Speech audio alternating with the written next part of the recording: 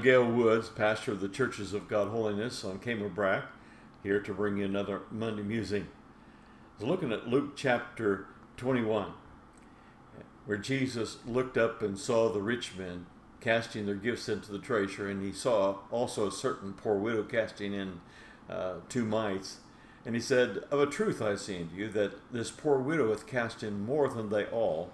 For all these have of their abundance cast in unto the offerings of God, but she of her penury hath cast in all the living that she had."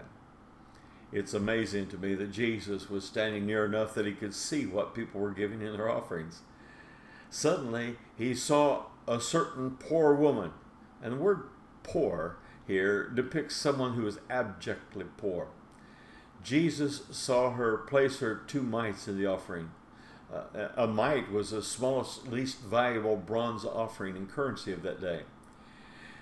And yet, in verse 3, Jesus was so impressed with the enormity of this widow's faith and the size of her gift compared to what she financially had to give, that he stopped everyone and he drew attention to what this woman had done. He described this very poor woman who had barely enough to survive as one who put in her offering more than they all. The Greek here is comparative. It indicates that all of the other wealthy people's accumulated gifts did not equal what this poor widow put into the offering for God. And then in verse 4, Jesus explained, "For all these rich people have of their abundance cast in unto the offerings of God, but she of her penury hath cast in all the living that she had." Jesus said the rich had given of their abundance, and this word describes excess. In other words, it didn't touch their fortunes. It was just a small tip of what they had put into the treasury. But the poor woman gave of her penury. And the word there refers to the last bit of money that she possessed. It took no faith for the rich to give of their excess, but it took great faith for this poor widow to cast into the offering box all that she had.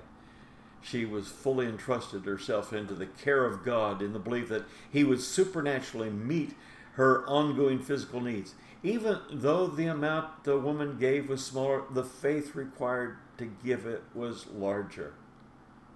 The Churches of God Holiness are not required to give monthly budgeted amounts to the departments of the denomination. We give from the heart. We give because we want to give. We give to meet pressing needs. And at this time, our publishing interest is in financial need. And so this Sunday, the 9th of February, at both of our churches, we're going to take a love offering for the Herald and Banner Press to help them meet their financial obligations as they attempt by the printed page to spread the gospel in our behalf. If you are in our services this coming Sunday morning, I urge you to give generously. If you're not in our services, you can give by mailing a check to either the Herald and Banner Press at P.O. Box 4060 in Overland Park, Kansas 66204, USA. Or if you wish, you can send your donation directly to us and we'll send it on with our love offering. Our address is Brack, COGH, that stands for Church of God Holiness, P.O. Box 13, Brack, CI, KY2 2301. If you do send the offering to us, please clearly note that the offering is meant for the Herald and Banner Press. And also, if you send a check, please make it out either to Spot Bay Church of God Holiness or the Watering Place Church of God Holiness, since the Herald and Banner Press would not be able to cash a check for CI funds. Well, God bless you richly. It's been good being with you once again for this Monday Musing. I hope that it has served as a blessing for you today, and I trust that you have a tremendous week as you continue to do your best for the Lord.